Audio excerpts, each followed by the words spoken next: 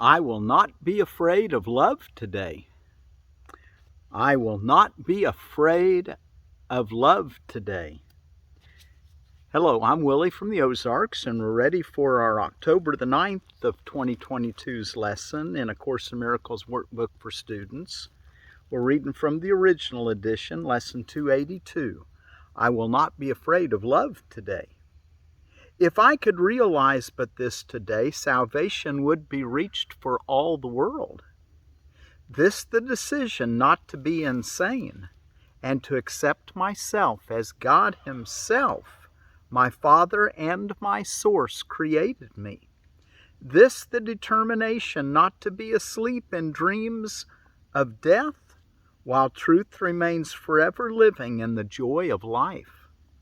And this the choice to recognize the self whom God created as the Son He loves, and who remains my one reality.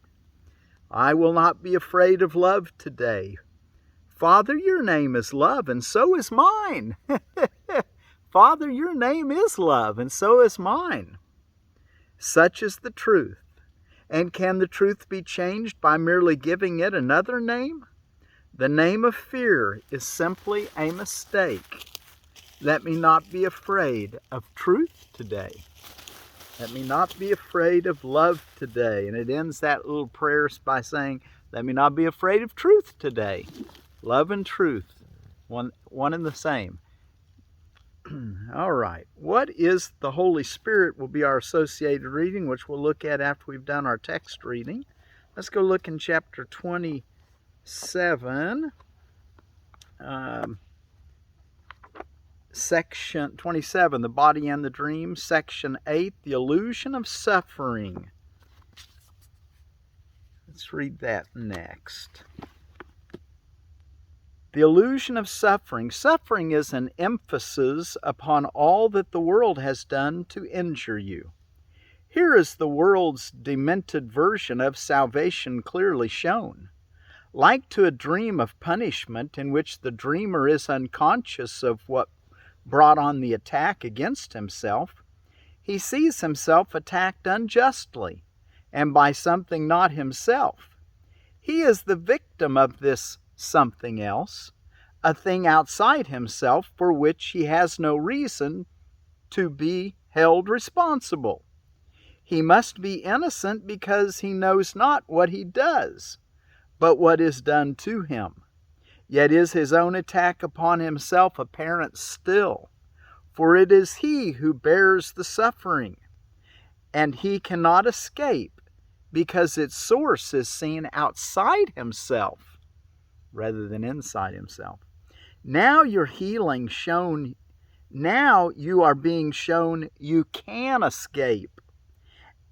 And that is needed, all that is needed is you look upon the problem as it is and not the way that you have set it up.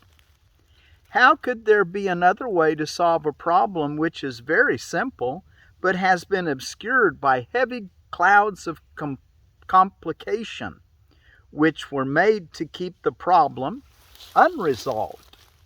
Without the clouds, the problem will emerge in all its primitive simplicity. The choice will not be difficult, because the problem is absurd when clearly seen. No one has difficulty making up his mind to let a simple problem be resolved if it is seen as hurting him and also very easily removed. The reasoning by which the world is made, on which it rests, by which it is maintained, is simply this: you are the cause of what I do. You are the cause of what I do. Your presence justifies my wrath, and you exist and think apart from me. While you attack, I must be innocent, and what I suffer from is your attack. No one who looks upon this reasoning exactly as it is could fail to see it does not follow and makes no sense. Yet it seems sensible because it looks as if the world were hurting you. And so it seems as if there is no need to go beyond the obvious in terms of cause. 65. There is indeed a need. The world's escape from condemnation is a need which those within the world are joined in sharing. Yet they do not recognize their common need. For each one thinks that if he does his part, the condemnation of the world will rest on him. And it is this that he perceives to be his part in its deliverance. Vengeance must have a focus. Otherwise is the avenger's knife in his own hand and pointed to himself. And he must see it in another's hand if he would be a victim of attack he did not choose. And thus he suffers from the wounds a knife he does not hold has made upon himself. This is the purpose of the world he sees. And looked at thus, the world provides the means by which this purpose seems to be fulfilled. 66. The means attests the purpose, but are not themselves a cause. Nor will the cause be changed by seeing it apart from its effects. The cause produces the effects, which then bear witness to the cause and not themselves. Look then beyond effects. It is not here the cause of suffering and sin must lie. And dwell not on the suffering and sin, for they are but reflections of their cause. 67. The part you play in salvaging the world from condemnation is your own escape. Forget not that the witness to the world of evil cannot speak except for what has seen a need for evil in the world. And this is where your guilt was first beheld. In separation from your brother was the first attack upon yourself begun. In separation from your brother was the first attack upon yourself begun. And it is this the world bears witness to. Seek not another cause, nor look upon the mighty legions of its witness for its undoing. They support its claim on your allegiance. What conceals the truth is not where you should look to find the truth. The witnesses to sin all stand within one little space. And it is here you find the cause of your perspective on the world. 68.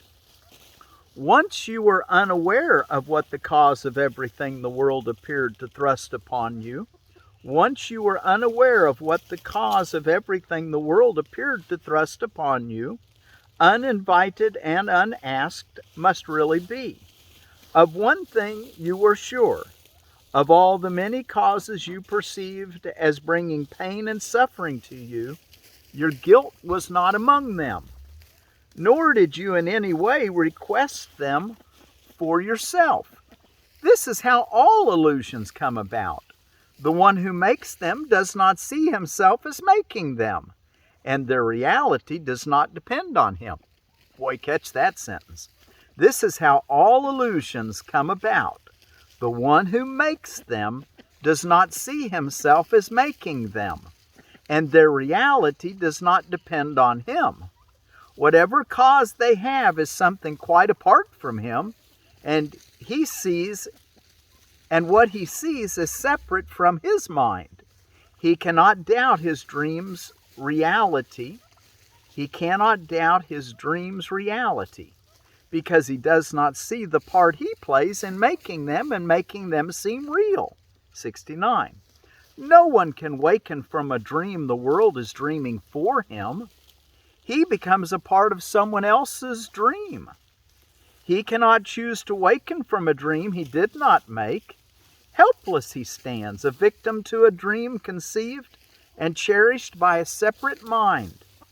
Careless indeed of him, his mind must be, as thoughtless of his peace and happiness as is the weather or the time of day. It loves him not, but casts him as it will in any role that satisfies its dream. So little is his worth that he is but a dancing shadow, leaping up and down according to a senseless plot conceived within the idle dreaming of the world. 70. This is the only picture you can see, the one alternative that you can choose, the other possibility of cause if you be not the dreamer of your dreams. And this is what you choose if you deny the cause of suffering is in your mind. Be glad indeed it is that it's in your mind, for thus are you the one decider of your destiny in time. The choice is yours to make between a sleeping death and dreams of evil, or a happy wakening and joy of life. Wow. Be glad indeed it is, for thus are you the one decider of your destiny in time. The choice is yours to make between a sleeping death and dreams of evil, or a happy wakening and joy of life. What could you choose between but life or death, waking or sleeping, peace or war, your dreams or your reality? Yet if the choice is really given you, then you must see the cause of the things you choose between exactly as they are and where they are. What choices can be made between two states, but one of which is clearly recognized? Who could be free to choose between effects when only one is seen as up to him? An honest choice could never be perceived as one in which the choice is split between a tiny you and an enormous world, with different dreams about the truth in you. The gap between reality and dreams lies not between the dreaming of the world and what you dream in secret. They are one. The dreaming of the world is but a part of your dream you gave away and saw as if it were its start and ending both. Yet was it started by your secret dream, which you do not perceive, although it caused the part you see and do not doubt is real. How could you doubt it while you lie asleep and dream in secret that its cause is real? 72. A brother separated from yourself, an ancient enemy, a murderer who stalks you in the night and plots your death, yet plans that it be lingering and slow, of this you dream. Yet underneath this dream is yet another in which you become the murderer, the secret enemy, the scavenger and the destroyer of the brother and the world alike. Here is the cause of suffering, the space between your dreams and your reality, the little gap you do not even see, the birthplace of illusions and of fear, the time of terror and of ancient hate, the instant of disaster. All are here. Here is the cause of unreality, and it is here that it will be undone. 73. You are the dreamer of the world of dreams. You are the dreamer of the world of dreams. No other cause it has, nor ever will. Nothing more fearful than an idle dream has terrified God's Son and made him think that he has lost his innocence, denied his Father, and made war upon himself. So fearful is the dream, so seeming real, he could not waken to reality without the sweat of terror and a scream of mortal fear, unless a gentler dream preceded his awakening and allowed his calmer mind to welcome, not to fear, the voice that calls with love to waken him. A gentler dream in which his suffering was healed and where his brother was his friend. A gentler dream in which his suffering was healed where his brother was his friend. God willed he waken gently and with joy, and gave him means to waken without fear. Accept the dream he gave instead of yours, the vision of Christ, the forgiven world. It is not difficult to shift a dream when once the dreamer has been recognized. 74. Rest in the Holy Spirit and allow his gentle dreams to take the place of those you dreamed in terror and in fear of death. He brings forgiving dreams in which the choice is not who is the murderer and who shall be the victim. In the dreams he brings, there is no murderer and there is no death. The dream of guilt is fading from your sight, although your eyes are closed. A smile has come to lighten up your sleeping face. The sleep is peaceful now, for these are happy dreams. Dream softly of your sinless brother, who unites with you in holy innocence. And from this dream, the Lord of heaven will himself awaken, his beloved Son. Dream of your brother's kindness instead of dwelling in your dreams on his mistakes. Dream of your brother's kindnesses instead of dwelling in your dreams on his mistakes. Select his thoughtfulness to dream about instead of counting up the hurts he gave. Forgive him his illusions and give thanks to him for all the helpfulness he gave. And do not brush aside his many gifts, because he is not perfect in your dreams. The last paragraph, 70. He represents his Father, whom you see as offering both life and death to you. Brother, he gives but life. Yet what you see as gifts your brother offers represents the gifts you dream your Father gives to you. Let all your brother's gifts be seen in light of charity and kindness offered you, and let no pain disturb your dream of deep appreciation for his gifts to you. What a beautiful, beautiful reading. Okay, a little longer, but let's go back and look at what is the Holy Spirit. And while you're turning there, let me tell you a little bit more about Blackberry leaf. I found this on a website called RecipeGuide.info. Blackberry leaf gargle is traditionally used to dissolve inflammation in the mouth and the pharynx. The efficacy of this use has been confirmed by scientific research, which I didn't find the scientific research on that particular website. But it's kind of nice to know that at least they say it has it. What is the Holy Spirit? And this is under I will not be afraid of love today, which our prayer ends by saying, let me not be afraid of truth today. So love and truth, really, really on the same, the two sides of the same coin, might think of it. What is the Holy Spirit? The Holy Spirit mediates between illusions and the truth. As he must bridge the gap between reality and dreams, perception leads to knowledge through the grace that God has given him to be his gift to everyone who turns to him for truth. Across the bridge that he provides are dreams all carried to the truth, to be dispelled before the light of knowledge. There are sights and sounds forever laid aside, and where they were perceived before, forgiveness has made possible perception's tranquil end. The goal the Holy Spirit's teaching sets is just this end of dreams. For sights and sounds must be translated from the witnesses of fear to those of love. And when this is entirely accomplished, learning has achieved the only goal it has in truth. For learning as the Holy Spirit guides it to the outcome he perceives for it, becomes the means to go beyond itself, to be replaced by the eternal truth.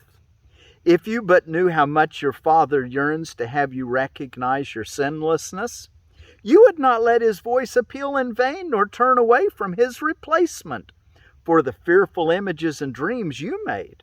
The Holy Spirit understands the means you made by which you would attain what is forever unattainable. And if you offer them to him, he will employ the means you made for exile to restore your mind to where it truly is at home. From knowledge where he has been placed by God, the Holy Spirit calls to you to let forgiveness rest upon your dreams and be restored to sanity and peace of mind. Without forgiveness will your dreams remain to terrify you, and the memory of all your Father's love will not return to signify the end of dreams has come. Accept your Father's gift. It is a call from love to love. that it be but itself. The Holy Spirit is his gift by which the quietness of heaven is restored to God's beloved Son. Would you refuse to take the function of completing God when all he wills is that you be complete? I will not be afraid of love today. If I could realize but this today, salvation would be reached for all the world. If I could realize but this today, salvation would be reached for all the world. This the decision not to be insane and to accept myself as God himself, my Father and my source, created me. This the determination not to be asleep in dreams of death, while truth remains forever living in the joy of life. And this the choice to recognize the self whom God created as the Son he loves, and who remains my one reality. And the prayer under I will not be afraid of love today. Father, your name is love, and so is mine. Such is the truth. And can the truth be changed by merely giving it another name? The name of fear is simply a mistake. Let me not be afraid of truth today. I will not be afraid of love today. Thank you all so much for joining me. We just have so blessed to be able to recognize that we're one with all of our brothers and sisters, and that we don't end at our skin. In other words, we include everything we see. That's a projection of what we think is important and real. And so when your brother comes to you and you thought you'd had to protect yourself like we used to think, now we realize, oh my goodness, I give an opportunity to forgive and to love. Let me not be afraid of love today. Thank you again so much for joining me. Let me not be afraid of love today.